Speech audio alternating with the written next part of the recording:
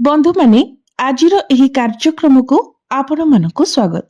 आजिर एही कार्यक्रमटी कुंभ राशि व्यक्ति विशेष मानक पई बहुत गुरुत्वपूर्ण अटे, बहुत ही खास अटे।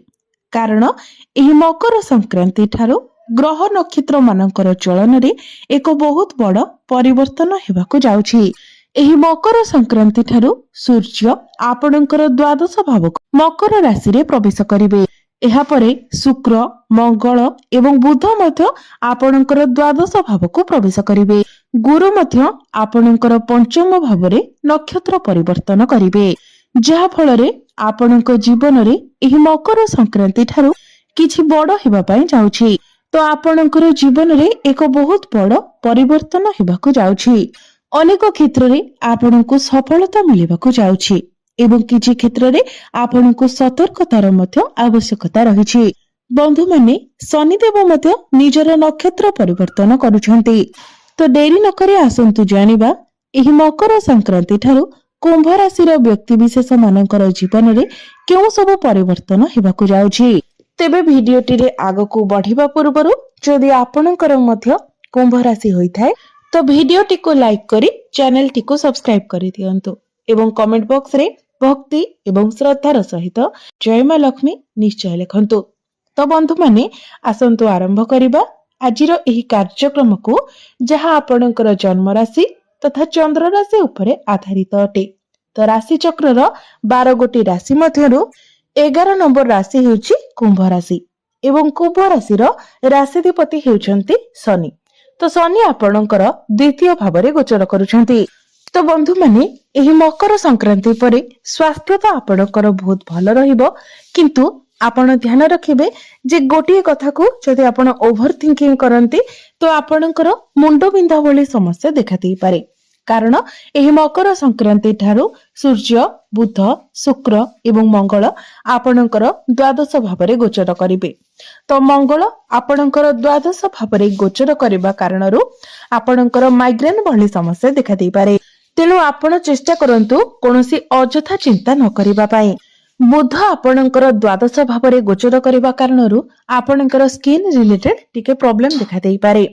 एलर्जी इन्फेक्शन स्किन ड्राई हला भली किछिटा समस्या देखा देई पारे।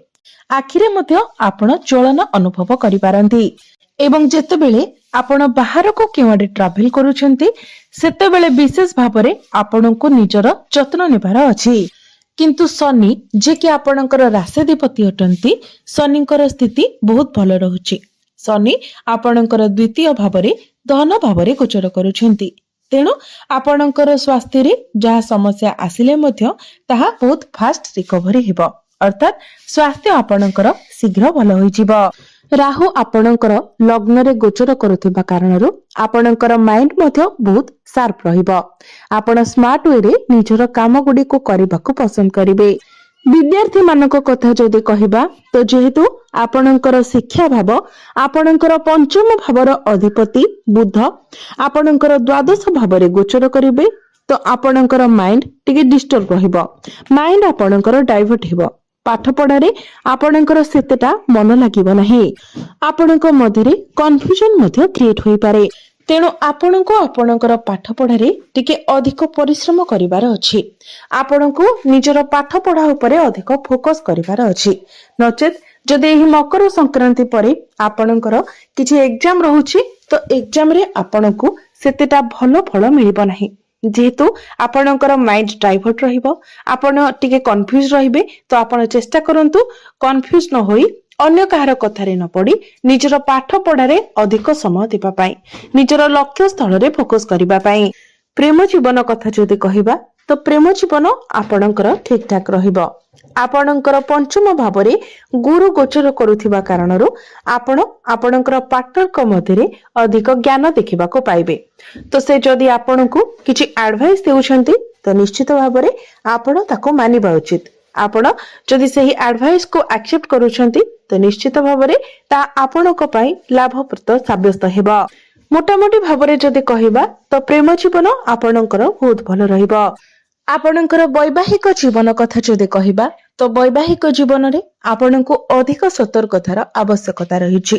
कारण आपणकर सप्तम भाव आपणकर वैवाहिक जीवन भाव केतु गोचर करुछन्ति एवं आपणकर सप्तम भावर अधिपति सूर्य एही मकर संक्रांति को आपणकर द्वादश भाव प्रवेश करिवे।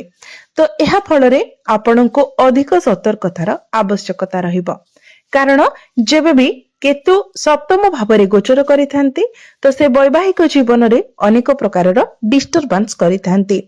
आपणको मनरे शंका संदेह उत्पन्न कराइथांती। छोट छोट कथा को नेकी आपणको मध्यरे मनांतर मतांतर एवं कली झगड़ा होई थाए। तो आपण चेष्टा करंतु एई सब को एडजस्ट करिबा पई। यह व्यतीत सूर्य जेहेतु आपणकर द्वादश भाव प्रवेश करिवे तो आपणकर जीवन साथींकर बोन्स रे किछि पेन जॉइंट पेन भली समस्या देखा दे पारे। भाग्य कथा जदि कहिबा तो भाग्य किंतु एही मकर संक्रांति परे आपणकर बहुत भल रहिबो, कारण आपणकर भाग्य भावर अधिपति शुक्र पूर्वरु एकादश भाव गोचर करुथिले, लाभ स्थान रे गोचर करुथिले। तो सेठारे शुक्र आपणको शुभ फल प्रदान करुथिले, किंतु एही मकर संक्रांति ठारू शुक्र आपणकर द्वादश भाव को प्रवेश करिवे। तेबे द्वादश भाव हेले मध्य शुक्र एठारे उच्चस्थ हेबे, तेणु एठारे मध्य शुक्र आपणको शुभ फल प्रदान करिवे। तेणु एही मकर संक्रांति परे आपण भाग्य संबंधित जहाँ भी निर्णय नेबे सेतिरे आपणको शुभ फल प्राप्ति हेबो, आपणको सफलता प्राप्ति हेबो।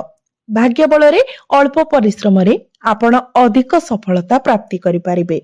आपणकर अटकी रहिथिबा कार्य आगको बढ़िबो एवं जे कोनोसी भी कार्य रे आपण हाथ देबे सेथिरे मध्य आपणको सफलता मिलिबो।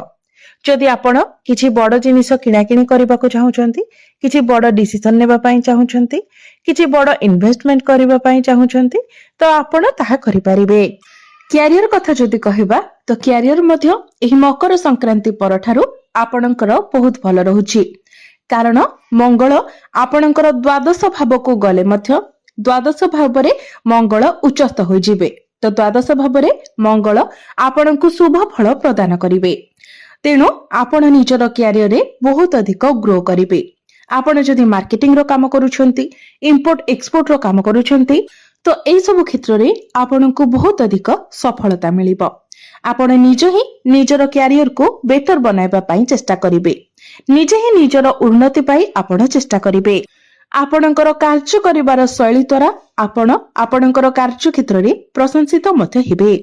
तो बंधु माने क्यारियर को नेकी जदि आपणकर मन रे कोनोसी प्रकार आपण प्लानिंग करिथिले, किछि बड़ करिबा पई प्लानिंग करिथिले तो निश्चित भाबरे आपण सेथिरे आगो बढ़ंतु, कारण आपणको बहुत अधिक सफलता मिलिबा को जाउछि।